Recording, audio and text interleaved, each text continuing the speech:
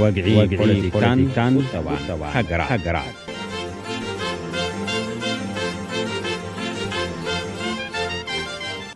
ጽዮናውነትን አይሁዳውነትን ሰላም ተኸታተልቲ ሬድዮ ኢረና ኣብ ናይ ሎሚ መደብ ወግዒ ፖለቲካ ቁጠባን ሃገራት ብዛዕባ ትርጉምን ፍልልያትን ጽዮናውነትን አይሁዳውነትን ዝምልከት ትሕዝቶ ቀሪብና ኣለና ምክትታልኩም ኣይፈልየና ንዊሕ ዓመታት ኣብ ማእኸላይ ምብራቕ ዝኽሰት ፖለቲካውን ሃይማኖታውን ግጭታት ዳርጋን መላእ ዓለም ዝትንኪ ጉዳይ ኮይኑ ጸኒሕሎ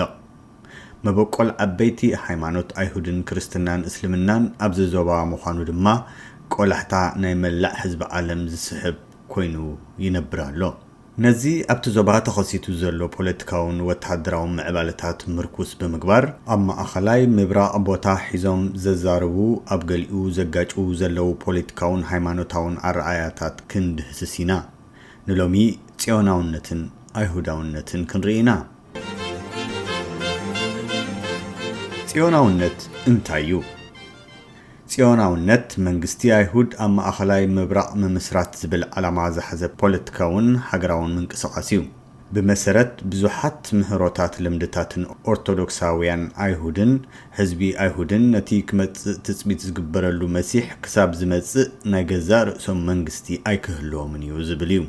እንተኾነ እዚ ምህሮ እዚ ንጽዮናውነት ናብዚ ዕላማ ንምብጻሕ ኣብ ዝግበር ቃልሲ ክገትኦ ይከኣለን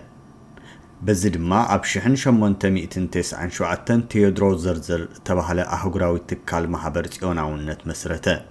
ንሱ አይሁዳዊ መንግስቲ ኣብ ምድሪ ፍልስጤም ክምስረት ጎስጎሰ እቲ ናቱ ጎስጓስ ኣብዚ ኣዋጅ ናጽነት እስራኤል ውን ተጠቒሱ ዝርከብ እዩ ኣብቲ ሃርዘል ዝነበረሉ ዘመን ጸረ ሰማዊነት ገኒኑ ብምንባሩ አይሁዳዊ ምዃን ኣዝዩ ጽንኩር እዋን ዝነበረ ሃርዘል ህዝቡ ብሰላም ክነብር እንተኾይኑ ናይ ገዛ ርእሱ መንግስትን ሃገርን ክህልዎ ከም ዘለዎ ተሰማምዐ በዚ ድማ ሃገር ወይ መንግስቲ ኣብ ምድሪ ፍልስጤም ክኸውን ተመሪጹ መሬት ብዘይ ህዝቢ ነቶም መሬት ዘይብሎም ህዝቢ ዝብል ጭርሖ ኣብ መላእ ዓለም ክቃላሕ ጀመረ ትጸገም ግን መሬት ፍልስጤማውያን ህዝቢ ዘይነበሮም መሬት ኣይነበረን ካብ ቀዳማይ ክፍለ ዘመን ኣትሒዙ ብዙሕ ኣማኒ እስልምናን ክርስትናን ውሕድ ዝቁጥሮም አይሁድን ንብዙሕ ዘመናት ብሰላም ዝነብሩሉ መሬት እዩ ነይሩ እንተኾነ ኣብ ምዕራብ ዝነብሩ ብዙሓት ክርስቲያናውያን ጽዮናውያንን ከምኡውን ኣብ ኤውሮጳ ዝነበሩ አይሁድ ጽዮናውያንን እዚ ሓደ ነቲ ከርተት ዝብል ዝነበረ ህዝቢ ዝዕርፍ ተስፋ እዩ ነይሩ ድሕሪ ቀዳማይ ውግእ ዓለም እምብሪጦርያ ኣቶማን ምስ ወደቐ ብሓገዝ ብሪጣንያ ብዙሓት ስደተኛታት አይሁድ ናብቲ ብብሪጣንያ ዝግዛእ ዝነበረ ምድሪ ፍልስጤም ክስደዱ ጀመሩ ትዛዕበየ ነጥቢ መቐይሮ ግና ካልኣይ ውግእ ዓለም እዩ ዝነበረ አይሁድ ብሆሎኮስት ብስርዓት ናዚ ኣብ ኤውሮጳ ምስ ተጨፍጨፉ እቶም ካብ ሞት ዝተረፉ አይሁዳውያን ብሓገዝ ምዕራባውያን ሃገራት ናብ ምድሪ ፍልስጤም ወሓዙ በዚ ድማ ብዙሓት ሃገራት ምዕራብ መንግስቲ አይሁድ ኣብ ምድሪ ፍልስጤም ብሕጹጽ ክቐውም ወይ ክምስረት ተጓየያ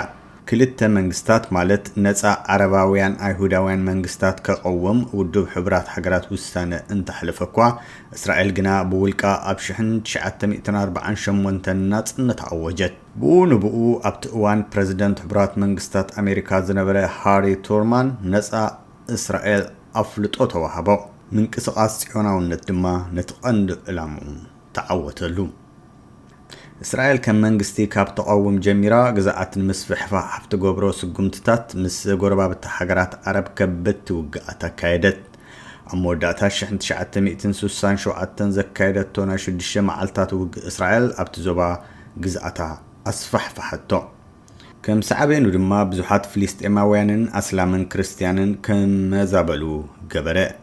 ሓደ ዓመት ድሕሪ ዝፍጻመ ኣብ መበል 28 ኣህጉራዊ ዋዕላ አይሁድ ተገብረ እቲ ዋዕላ ፕሮግራም ኢየሩሳሌም ዝብል ኣዋጅ ኣጽደቐ ኣብታ ኣዋጅ 5 ኣዕኑድ ዕላማ ጽዮናውነት ተቐሚጦም ይርከቡ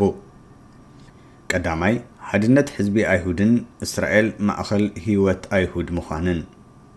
ካልኣይ ኣብ መላእ ዓለም ዝርከቡ ህዝቢ አይሁድ ናብ ታሪኻዊ መሬቶም ክምለሱ ሳልሳይ ኣብ ልዕሊ ነቢያት ዝምርኮስ ፍትሕን ሰላምን ምድልዳል ሃገር እስራኤል ራብዓይ አይሁዳውን ዕብራውን ትምህርቲ ብምጥንኻር መንነት ህዝቢ አይሁድ ምዕቃብ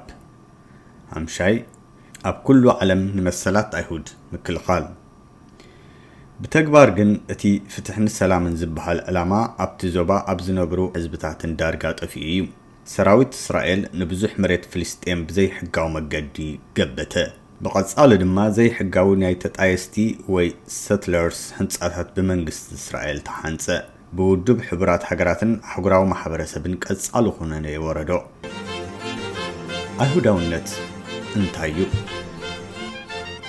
بمسرت مزغبه قالات ايهوداوي زبحال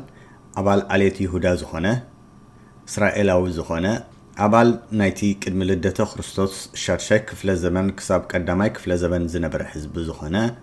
حدا سب زرئي وي مننتو ناب طنطاوي ايهوداونت زغيره كمون هايمانوت ايهوداوي زخونه قال ممهران ايهود وي رابطات نتوم 13 متكلات امنت ايهود تقبل ايهوداوي كخون يخئريو كبلو خلو قال ممهران دما نحدا ايهوداوي زبلو نتورح ناي موسى مصحف مالتيو مزختليو قال ممهران دما بزرئي حقኛ ايهوداونت كلبسكا ايكلين يبلو اتي يهودا زبل سم ناي حدا كابتم 12 عليت اسرائيل وي دقي يعقوبيو انتغونه ولا كاب عليت يهودا ايخونو زرؤو كابتم 12 دقي يعقوب زخونو ايهوداوي كم زخونيو زقصر زبلو لو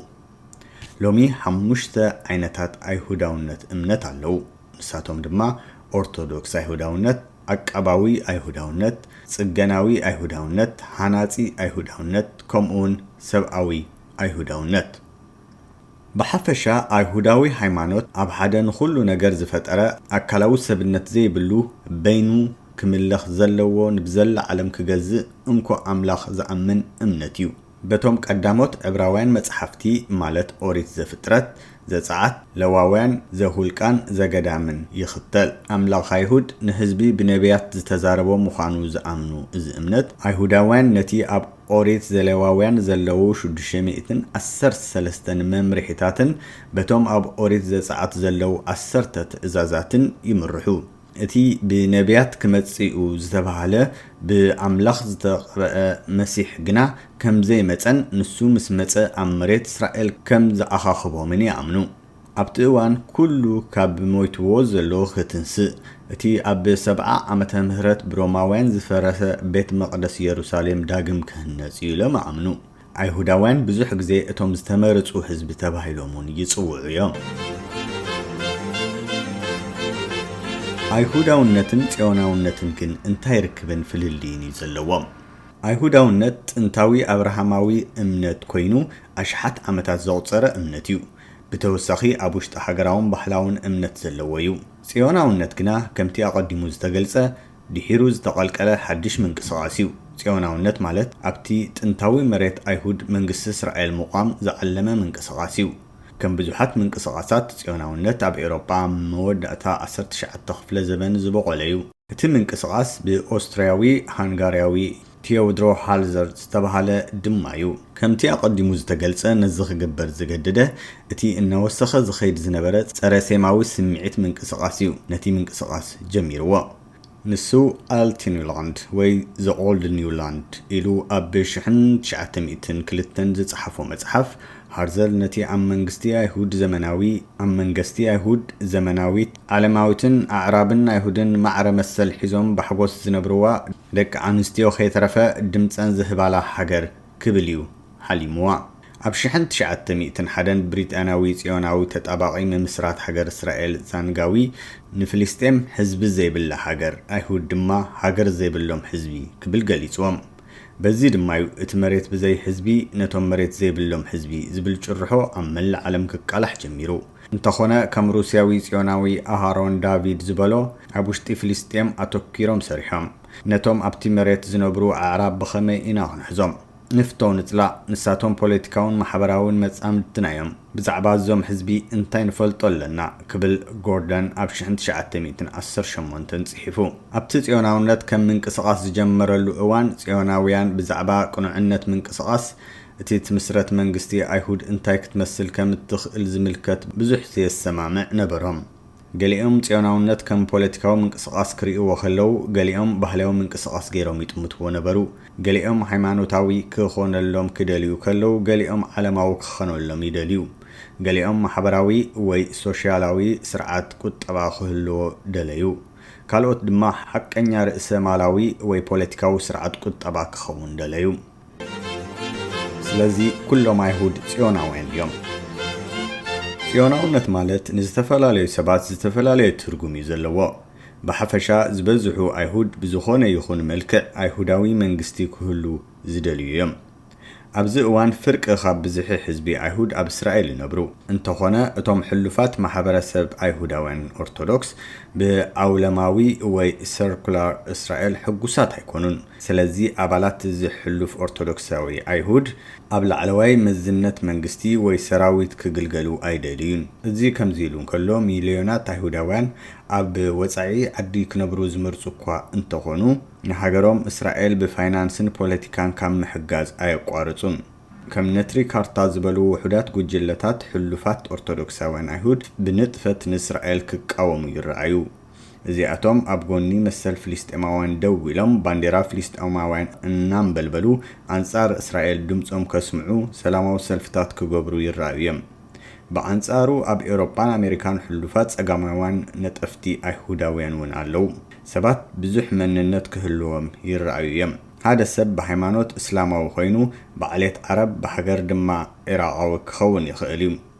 ሓደ ሰብ በሃይማኖት ወይ በዓሌት አይሁዳዊ ክኸውን ይኽእል ብፖለቲካዊ እምነት ድማ ጽዮናዊ ወይ እስራኤላዊ ክኸውን ይኽእል በሐፂሩ መንነት ዝተሃላለኸ መግለጽ ሰባት ምዃኑ እዚ ናይ ህዝቢ አይሁድ ሓደ ምስክር እዩ ሰላም ቅነ ሰናይ ክፍለ